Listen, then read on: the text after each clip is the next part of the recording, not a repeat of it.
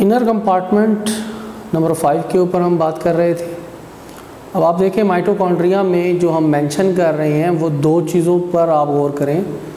पहला है outer compartment, जो आउटर मेम्ब्रेन और इनर मेम्ब्रेन के दरमियान माइटोकॉन्ड्रियल स्पेस को कहा जा रहा है। दूसरी बात हम लोग कर रहे हैं इनर कंपार्टमेंट। इनर कंपार्टमेंट वो एरिया है जहाँ पर माइटोकॉन्ड्रियल मैट्रिक्स मौजूद है। अब यहाँ से भी आपके मल्टीपल एमसीक्यू बन सकते हैं। मैं नंबर 6 यहाँ पे मेंशन कर रहा हूँ ताकि इस स्पेस में हम राइट कर लें। Mitochondrial matrix. स्टूडेंट एक चीज़ नोट करें, सम टाइम वो मैट्रिक्स के बजाय स्ट्रोमा का वर्ड यूज़ कर लेते हैं। स्ट्रोमा मैट्रिक्स सेम है। मैं थोड़ा सा मैट्रिक्स की कंपोजिशन के ऊपर जाऊंगा। तो देखिएगा hair in case of that mitochondrial matrix जो चीज़ें मौजूद हैं उनमें बाईवेलेंट आयंस आ जाते हैं। बाईवेलेंट एलिमेंट्स में आप जानते हैं मैग्नीशियम है, सेम लाइक दैट आयरन है, सेम लाइक दैट मैग्नीज आ जाता है। इसके अलावा माइटोकॉन्ड्रियल मैट्रिक्स में डिफरेंट टाइप्स के एंजाइम्स मौजूद होते हैं। अब क्वेश्चन यहाँ पे ये मार्क होता है कि what is the role of that bivalent ions. Actually these are activator.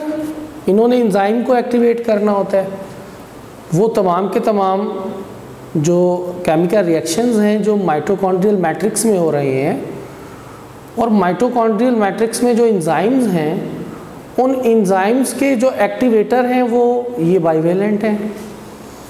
इसके बाद देखें हम नंबर 7 की बात करते हैं। यहाँ पे हम एक स्ट्रक्चर बना लेते हैं, that is the double stranded DNA. You can see here this is the double stranded DNA. अब डबल स्ट्रैंडेड डीएनए को हम लोग स्टडी कर चुके हैं कि ये सर्कुलर होता है, लाइक द प्रोकैरियोट्स होता है। माइटोकॉन्ड्रिया के पास अपना डबल स्ट्रैंडेड डीएनए है। इसके अलावा मैं आप लोगों को बता चुका हूँ कि माइटोकॉन्ड्रिया के पास राइबोसोम्स भी जो हैं, क्योंकि ये खुद एक सेल्फ ऑटोनोमस बॉडी है, तो राइबोसोम और डीएनए उनके पास अपने मौजूद हैं, जिसे मैं स्टार्ट में डिस्कस कर चुका हूँ। This is actually the structure of the mitochondria. अब हम थोड़ा सा डिटेल में जाएंगे अबाउट दिस स्ट्रक्चर कि what is the role of this structure. पहले आप देखें, हमने बात की थी आउटर मेम्ब्रेन की। मैंने कहा था कि ये परमिएबल है। परमिएबिलिटी से मुराद क्या है कि बहुत सारे जो सब्सटेंसेस हैं वो आउटर मेम्ब्रेन को ईजीली क्रॉस कर लेती हैं। But in case of inner membrane मैंने आपसे कहा था ये सेमी या सिलेक्टिवली परमिएबल हैं। तो ये सिलेक्टिव चीज़ों को ही अलाउ करेंगी, बाकी चीज़ें स्ट्रोमा में माइटोकॉन्ड्रियल मैट्रिक्स में एंटर नहीं होंगी। कुछ एमसीक्यूज़ हैं जो प्रीवियस पेपर्स में मैनी टाइम्स आ चुके हैं, जैसे इन केस ऑफ द क्रिस्टा। मैंने आपको बताया कि क्रिस्टा और क्रिस्टी उसकी जो कंपोजिशन होती है वो लिपोप्रोटीन की है। व्हाट्स इट मीन, जो चीज़ पहले लिखी जा रही होती है उसकी जो अमाउंट है वो ज़्यादा है। तो यहाँ पे क्या चीज़ ज़्यादा है? लिपिड ज़्यादा है, प्रोटीन लेस है क्रिस्टा के केस में। और क्रिस्टा पे जो प्रोसेस हो रहा है वो कौन सा है? दिस इज़ द ऑक्सीडेटिव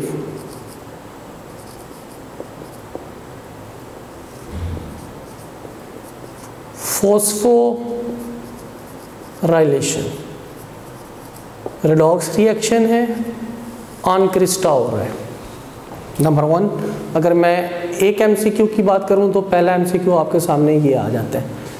एक इसकी कंपोजिशन की बात की मैंने, दूसरा क्रिस्टा इन्वॉल्व किस में है उस प्रोसेस का लिख दिया। उसके बाद स्टूडेंट आप देखिएगा कि फर्दर जो स्ट्रक्चर आ जाती है that is the outer compartment. अब जो FSC का लेवल है आपने उसी पे रहना है। अगर आप PhD के लेवल पे, MPhil के लेवल पे जाएंगे तो आप लोग कहेंगे जो पायरोविक एसिड ऑक्सीडेशन है, पायरोविक एसिड ऑक्सीडेशन है वो इनर स्ट्रोमा में होती है। अब ये आपका लेवल नहीं है। अगर आप किसी ग्रुप में या किसी मैसेंजर पे जो ग्रुप बने हुए होते हैं उसमें अगर आप रीड कर रहे हैं, आप गाइटन को, सिल्विया को, मर्डर को या अदर ऑथर्स को पढ़ रहे हैं तो वो कह रहे होते हैं कि इनर स्ट्रोमा के अंदर पायरोविक एसिड ऑक्सीडेशन हो रही है। लेकिन here at the level of the FSC हमने क्या राइट करना है कि आउटर कंपार्टमेंट में पायरोविक एसिड ऑक्सीडेशन होती है। यहाँ पर ही एसिटाइल कोएंजाइम ने बनना होता है जिसने क्रॉस करना है किसे, इनर मेम्ब्रेन को। और मैं पहले बता चुका हूँ आपको कि इनर मेम्ब्रेन हाईली सिलेक्टिव है। तो यहाँ पे एक चीज़ क्लियर हो जाती है, जो चीज़ हाईली सिलेक्टिव होती है उसमें हम अकॉर्डिंग टू द ग्रेडियंट चीज़ों को नहीं देख रहे होते। हम देख रहे होते हैं कि एक चीज़ पंप हो रही है और जो चीज़ पंप हो रही होती है वो ATP यूज़ करती है। तो फिलहाल मैं यहाँ पे राइट कर रहा हूँ कि जो इनर मेम्ब्रेन है यहाँ पे इलेक्ट्रॉन ट्रांसपोर्ट चेन का प्रोसेस हो रहा होता है। फर्दर हम लोग मैट्रिक्स की बात करेंगे। In case of the matrix आप देखें यहाँ पे क्या प्रोसेस हो रहा है according to your book, fatty acid metabolism. बिल्कुल जी, फैटी एसिड की मेटाबॉलिज्म स्ट्रोमा में, मैट्रिक्स में होती है। इसके अलावा क्रब साइकिल भी माइटोकॉन्ड्रियल मैट्रिक्स में हो रहा होता है। तो अब आपके सामने दो इंपॉर्टेंट चीज़ें आ गई। पहली कि पायरोविक एसिड ऑक्सीडेशन, दूसरी फैटी एसिड मेटाबॉलिज्म, क्रब साइकिल। और अगर आप इनर मेम्ब्रेन को सेपरेटली देखें तो इलेक्ट्रॉन ट्रांसपोर्ट चेन हम इसके लिए मेंशन कर रहे हैं, जिसकी डिटेल में आगे जाके पढ़ाता हूँ आपको। फर्दर आप देखें कि अगर मैं एक इनर मेम्ब्रेन की और आउटर मेम्ब्रेन की एक मैं क्रॉस सेक्शन आपको शो करूँ यहाँ पे, let's see that is the outer membrane. Here you can see I am making the inner membrane with crista। Student थोड़ा सा आपने केयरफुली समझना है इस बात को और सुनना है। अगर मैं कहूँ कि ये इनर मेम्ब्रेन है और अभी मैंने आप लोगों से अपर पॉइंट में यही डिस्कस किया था कि इनर मेम्ब्रेन में इलेक्ट्रॉन ट्रांसपोर्ट चेन होती है। एक्चुअली ये जो इनर मेम्ब्रेन है इसमें डिफरेंट किस्म के प्रोटीन मौजूद होती है जिन्होंने इलेक्ट्रॉन ट्रांसपोर्ट चेन को रन कराना होता है। आप देख सकते हैं here these are the different types of protein complexes जो इन्वॉल्व हैं किसमें, इलेक्ट्रॉन की मूवमेंट में। ये इलेक्ट्रॉन की मूवमेंट में इन्वॉल्व हैं। देखें अगर आप इस स्ट्रक्चर के ऊपर गौर करें तो क्रिस्टी के साथ यहाँ पर नोब लाइक स्ट्रक्चर मौजूद होती हैं। मैनी टाइम ये MCQ आपसे बार बार पूछा गया, मैं ऐसे ज़रूर आप लोगों के सामने बात करूँगा कि ये जो नोब लाइक स्ट्रक्चर है these are actually the oxysomes. इनका अदर नेम क्या होता है, elementary particles. These are elementary particles। तो अगर हम काउंटिंग करें तो 8, तो ये क्या हो गया 9। अगर जर्नली देखें तो ऑक्सीसोम अगर हम क्रिस्टा पे शो करें, यहाँ पे क्रिस्टा पर ही अटैच होते हैं ये पार्टिकल्स, एलिमेंट्री पार्टिकल्स। तो अब देखें ये यहाँ पर इस जगह पर मैं इसे ये कलर यूज़ कर रहा हूँ। इस जगह के ऊपर आप देखें एक प्रोटीन मौजूद होती है जिसे अगर मेजर किया जाए तो वो पार्टिकल का साइज F0 पार्टिकल है। इसी प्रोटीन के साथ यहाँ पे अनदर प्रोटीन मौजूद होती है और इसका साइज जो होता है वो F5 या F6 पार्टिकल्स हैं। एक साइंटिस्ट थे जिन्होंने ये यूनिट इंट्रोड्यूस करवाया जो F0 से स्टार्ट होता था और F इन्फिनिटी तक चला जाता था, जिसे हम एक्चुअली माइटोकॉन्ड्रियल पार्टिकल्स को मेजर करने के लिए यूज़ करते हैं। अब आप देखें, हम जिसे F1 पार्टिकल्स कह रहे हैं वो इसका हेड है ऐसे, that's also the protein. So here this is the F1 particles. तो अगर ये कहना कि here in case of F0, F5, F6 these are involve in ATP synthesis, तो ये रॉन्ग होगा। F1 पार्टिकल वो साइट है जहां पर ATP सिंथेसिस होती है, ATP की प्रोडक्शन होती है। अब ATP synthesis, ATP production F1 particles पे हो रही है, लेकिन जो इसका स्टोरेज होगा वो you know very well that this will be the matrix. अब दो किस्म के MCQ आ गए। पहला कि स्टोरेज ऑफ ATP कहाँ हो रही है, मैट्रिक्स में। दूसरा, ATP की प्रोडक्शन या ATP की सिंथेसिस कहाँ पे हो रही है, F1 पार्टिकल्स, जो कि एक हेड लाइक स्ट्रक्चर है। इस F1 पार्टिकल्स में जो हेड लाइक स्ट्रक्चर है, एक्चुअली ATP सिंथेटेज एंजाइम मौजूद होती है, जिसने क्या करना होता है, जिसने सिंपली ADP को और इनऑर्गेनिक फॉस्फेट को कन्वर्ट करना होता है किसमें, ATP में। भाई ATP तो प्रोड्यूस हो गई, कैसे हुई? आप ज़रा गौर करें, ये जो F0 पार्टिकल्स है एक्चुअली ये हाइड्रोजन मोटिव फोर्स प्रोड्यूस करता है। देखें, जब इलेक्ट्रॉन ट्रांसपोर्ट चेन पर इलेक्ट्रॉन मूव कर रहा होगा प्रोटीन्स के पार्टिकल्स पर, तो जो प्रोटॉन है वो असेंबल होना शुरू हो जाएगा कहाँ पर, इनटू द आउटर कंपार्टमेंट। अगर ये आउटर मेम्ब्रेन है तो ऑब्वियसली जो स्पेस है वो हम पहले डिस्कस कर चुके हैं कि this is the outer compartment. अब यहाँ पे एक और आपका MCQ बन जाता है कि where the proton assemble. Proton assemble कहाँ पर हो रहे हैं, उस स्पेस के अंदर, यानी आउटर कंपार्टमेंट में असेंबल हो रही हैं। अब जो ये वाला एरिया है जिसमें ये F1 पार्टिकल्स मौजूद हैं, इसे हम बोल रहे हैं दिस इज द स्ट्रोमा। अभी थोड़ी देर पहले मैं आपको कह रहा था कि मल्टीपल टाइम ये क्वेश्चन आया है। देखें student, F1 particles are attached with inner membrane. अगर क्वेश्चन आ जाता है कि भाई F1 पार्टिकल्स किसके साथ अटैच हैं, तो आपका आंसर होगा कि वो इनर मेम्ब्रेन के साथ अटैच हैं। अगर क्वेश्चन आ जाता है कि F1 पार्टिकल की शेडिंग कहाँ हो रही है, तो आप देख सकते हैं शेडिंग कहाँ पे हो रही है, इनटू स्ट्रोमा। ये आकर स्ट्रोमा में गिरते हैं।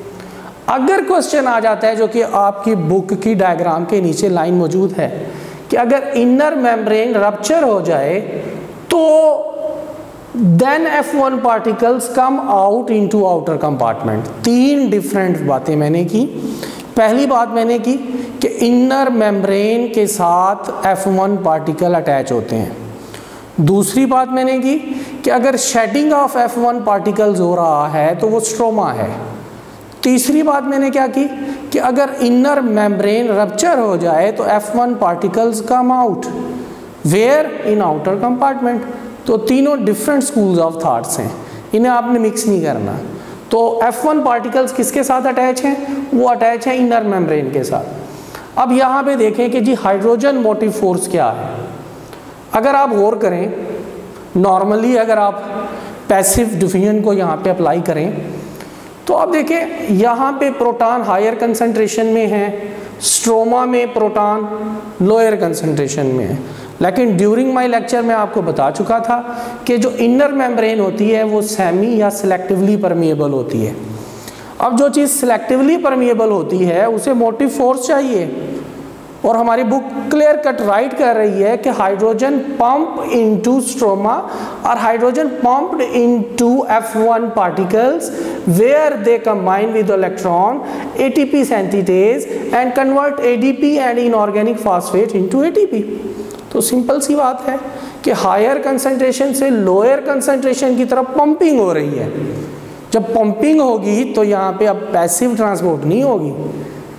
इसीलिए मैं यहाँ पे बात कर रहा हूँ कि here required hydrogen motive force for pumping. और जब हाइड्रोजन मोटिव फोर्स को यूज़ किया जा रहा है तो आप देखें प्रोसेस क्या हो जाएगा, एक्टिवली हो जाएगा, यानी यूज़ ऑफ एटीपी हो जाएगा।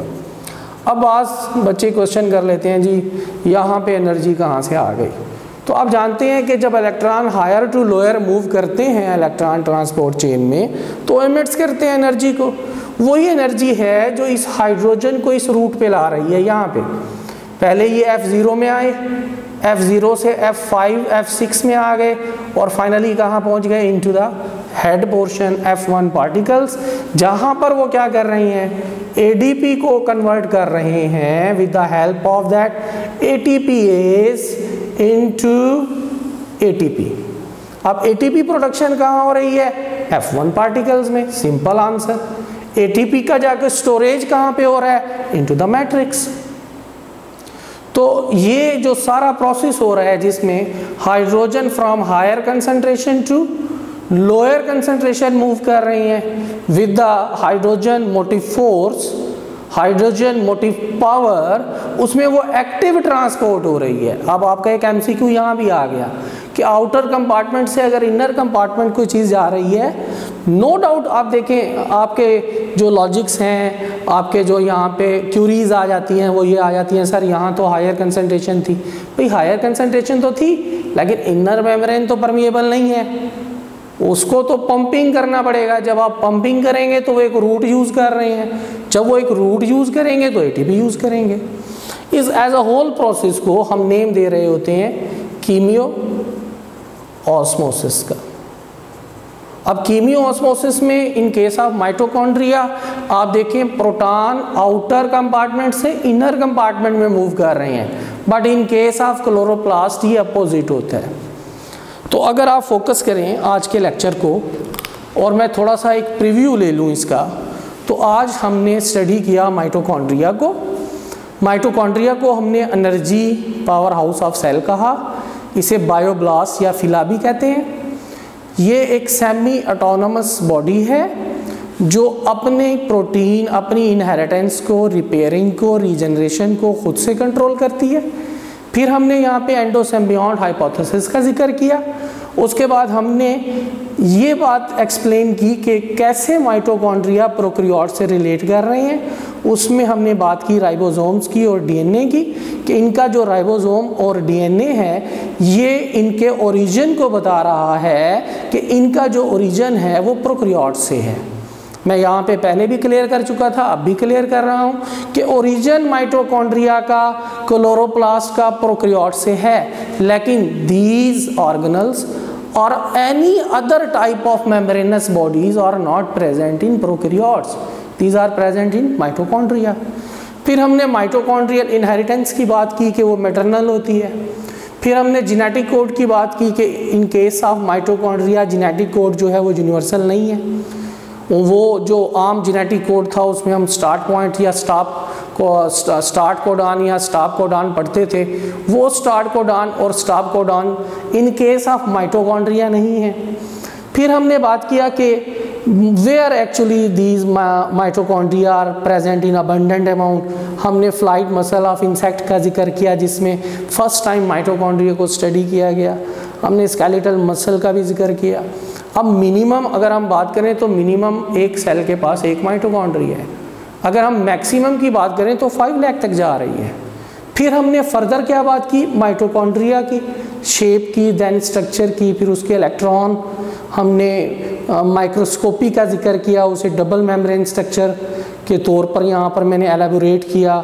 उसे आप देखें मैंने 1 2 3 4 5 6 7 8 9 डिफरेंट उसकी स्ट्रक्चर के नेम राइट किए। उसके बाद हम कुछ MCQs की तरफ आ गए, उसमें हमने क्रिस्टा पे कौन सा प्रोसेस हो रहा है, आउटर कंपार्टमेंट में कौन सा प्रोसेस हो रहा है, इनर मेम्ब्रेन में कौन सा प्रोसेस हो रहा है, मैट्रिक्स में कौन सा प्रोसेस हो रहा है। फिर हम थोड़ा सा कीमियो ऑस्मोसिस के पॉइंट की तरफ आ गए और वो हमने एक्सप्लेन कर दिया कि कैसे आउटर कंपार्टमेंट से इनर कंपार्टमेंट के अंदर प्रोटॉन मूव करते हैं और ATP जनरेट करते हैं।